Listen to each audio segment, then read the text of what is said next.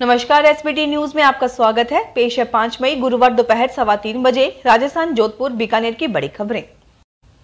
उदयपुर में 13 से 15 मई को होने वाले चिंतन शिविर की तैयारियों को लेकर मुख्यमंत्री अशोक गहलोत ने केसी वेणुगोपाल और अजय माकन के साथ शिविर के लिए लोकेशन देखी। गहलोत सहित कांग्रेसी नेताओं ने ताज अरावली, अनंता रिसोर्ट और ओरिका लेमन ट्री का विजिट किया। इसके बाद तय हुआ कि शिविर की बैठक ताज अरावली में होगी।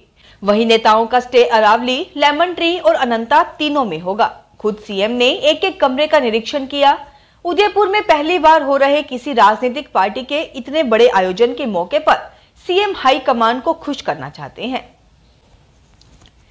राजस्थान लोक सेवा आयोग की भर्ती परीक्षाओं का दौर शुरू हो गया है। गुरुवार को अजमेर के 5 केंद्रों पर सहायक आचार्य चिकित्सा शिक्षा भर्ती परीक्षा 2021 का आयोजन किया गया। शुक्रवार को भी विभिन्न विषयों की परीक्षा होगी। आयोग ने सहायक आचार्य चिकित्सा शिक्षा विभाग, ब्रॉड एवं सुपर स्पेशलिटी के 337 पदों के लिए परीक्षा कराई है। कुल 14 विषयों के लिए गुरुवार को सुबह 10 बजे से अजमेर जिला मुख्यालय स्थित 5 केंद्रों पर परीक्षा शुरू हुई। सचिव हरजीलाल अटल ने बताया कि Khwaja model school, Shramjeevi college, smart public school, DAV और मित्तल नर्सिंग कॉलेज में पेपर शुरू हुए। राजस्थान राज्य विधिक सेवा प्राधिकरण जयपुर के निर्देशानुसार संपूर्ण प्रदेश में ड्रॉप आउट बच्चों को शिक्षा से जोड़ने के लिए अभियान चलाया जाएगा। ऐसे बच्चे जिनकी आयु 6 से 14 वर्ष है और जिन्होंने बीच में ही किसी कारणवश अपनी पढ़ाई छोड़ दी है, उन बच्चों को पुनः शिक्षा से जोड़ा जा रहा है। अभियान की सफलता के लिए बुधवार को सचिव जिला विधिक सेवा प्राधिकरण सुनीता मीणा ने अधिकारियों के साथ बैठक की। बैठक में मीणा ने डोर टू डोर सर्वे कर ड्रॉप आउट बच्चों को चिन्हित कर पुनः शिक्षा से जोड़ने के निर्देश दिए। डिजिटल युग में बैंकिंग आसान हो गई है। लोग net banking, credit card, debit card आदि के जरिए अपने काम को आसानी से कर लेते हैं। इन सभी कामों में पेमेंट करने के लिए हमें मोबाइल नंबर पर वन टाइम पासवर्ड ओटीपी की जरूरत होती है। इस कारण आजकल सिम कार्ड स्वैप फ्रॉड के मामले तेजी से बढ़ रहे हैं। आपके फोन का अचानक कनेक्शन चला गया है तो ध्यान रहे, ऐसे में आप सिम स्वैप फ्रॉड का शिकार हो सकते हैं। जालसाज पीड़ित के नाम पर फर्जी आईडी प्रूफ से नया सिम कार्ड ले लेते हैं।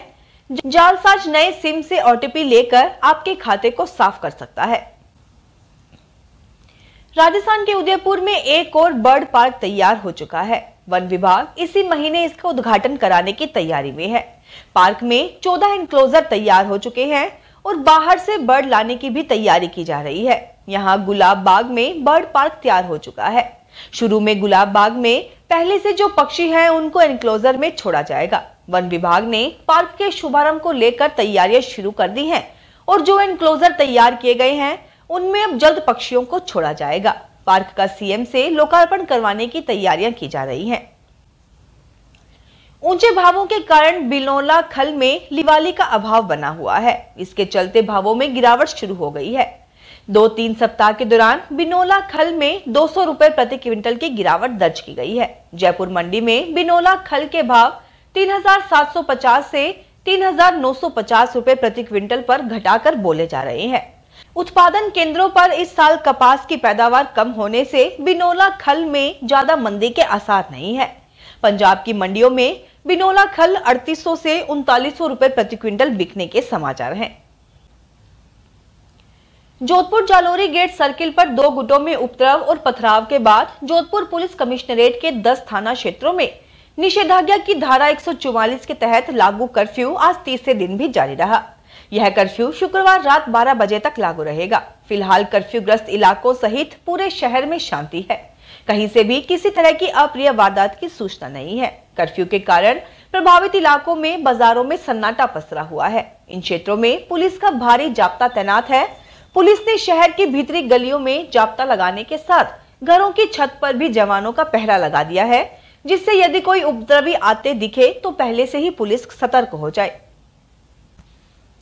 रीट 2021 के तहत लेवल 1 के 15,500 टीचर्स की भर्ती के नियमों के अलग अलग मायने शिक्षा विभाग को भारी पड़ रहे हैं। पहले एमबीसी और ओबीसी के 233 अभ्यर्थियों को अंदर बाहर किया गया, वहीं अब सामान्य वर्ग के 1 दर्जन से ज्यादा अभ्यर्थियों को योग्य होने के बावजूद बाहर करने का मामला सामने आ रहा है।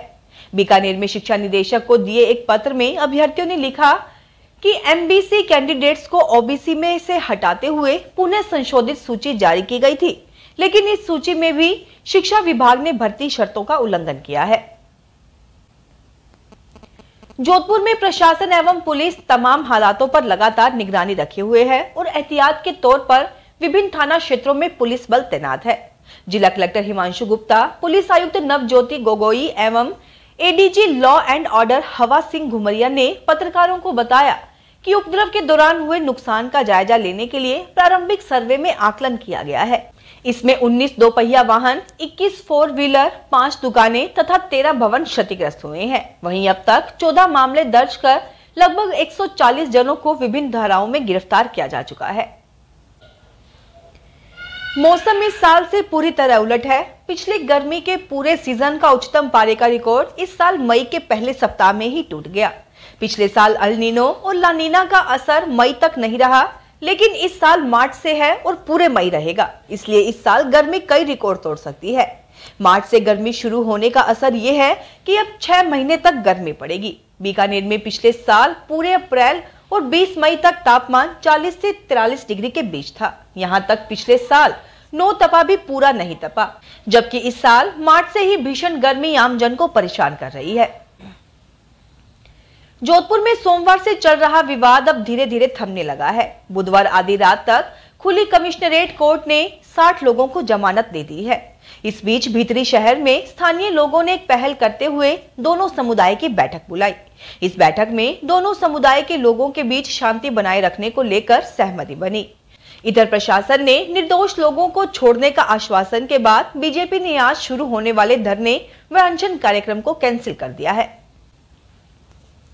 मुख्यमंत्री अशोक गहलोत ने जोधपुर में प्रशासनिक इकाइयों के विस्तार और सुदृढ़ीकरण के लिए 3 नवीन तहसील खोलने के प्रशासनिक प्रस्तावों को मंजूरी दी है। इसमें जोधपुर जिले में नवीन तहसील झंवर कार्यालय और पटवार मंडलों, भू अभिलेख निरीक्षक वृत्तों के सृजन करने के लिए स्वीकृति मिली है। इससे स्थानीय जनता को घर के नजदीक ही तहसील से संबंधित कार्यों की सुविधाएं उपलब्ध हो सकेंगी। मुख्यमंत्री ने जोधपुर जिले की उप तहसील कुड़ी भक्तासनी को नवीन तहसील और उप तहसील घंटियाली को नवीन तहसील के रूप में क्रमोन्नत करने के प्रस्ताव को भी स्वीकृति दी है। राजकीय औद्योगिक प्रशिक्षण संस्थान कोटा में राजस्थान पुलिस कोटा शहर एवं लॉयंस क्लब कोटा नॉर्थ के संयुक्त तत्वाधान में 7 दिन के महिला आत्मरक्षा प्रशिक्षण का आयोजन किया गया। 7 दिन तक छात्राओं को मार्शल आर्ट की ट्रेनिंग दी गई। लॉयंस क्लब कोटा नॉर्थ के अध्यक्ष वरुण रसेवट ने बताया कि प्रशिक्षण कार्यक्रम में आईटीआई की लगभग 80 प्रशिक्षणार्थियों एवं महिला अनुदेशकों ने भाग लिया। प्रशिक्षण पुलिस विभाग की महिला कमांडो ने दिया। कार्यक्रम के मुख्य अतिथि विज्ञान नगर थानाधिकारी देवेश भारद्वाज रहे। सीकर में 2 साल बाद वन्य जीवों की गणना शुरू होगी। कोरोना और चक्रवाती तूफान ताउते के कारण वन्य जीव गणना निरस्त की गई थी। इसके बाद वन्य जीवों की गणना शुरू नहीं की गई थी। अब वापस वन विभाग वन्य जीवों की गणना के लिए रणनीति बना रहा है। इसके लिए वन विभाग ने पूरी तरह से तैयारियां पूरी कर ली है। कोरोना के बाद से वन्य जीवों की गणना नहीं की गई और अब वन विभाग वन्य जीवों की गणना की तैयारी कर रहा है। इसके लिए वन विभाग की ओर से वन क्षेत्रों में वाटर पॉइंटों को चिन्हित करने का काम किया जा रहा है। गणना 16 मई से 17 मई के बीच की जाएगी। सरकारी सेवारत चिकित्सक किसी भी निजी चिकित्सा संस्थान में सेवा नहीं दे सकेंगे। इस संबंध में नागौर जिला कलेक्टर पीयूष समारिया ने सख्त निर्देश दिए हैं। कलेक्टर ने बुधवार को जारी आदेशों में कहा है कि ऐसा करते पाए जाने पर संबंधित चिकित्सक के विरुद्ध अनुशासनात्मक कार्रवाई अमल में लाई जाएगी। साथ ही वे सरकारी सेवारत चिकित्सक जो एनपीए का लाभ ले रहे हैं, वे घर पर चिकित्सा परामर्श शुल्क भी नहीं ले सकते। फिलहाल इस बुलेटिन में इतना ही। फिर हाजिर होंगे और बड़ी खबरों के साथ। एसबीटी न्यूज के और भी वीडियोस को देखने के लिए हमारे चैनल को सब्सक्राइब करें और नोटिफिकेशन पाने के लिए बेल आइकन को प्रेस करें।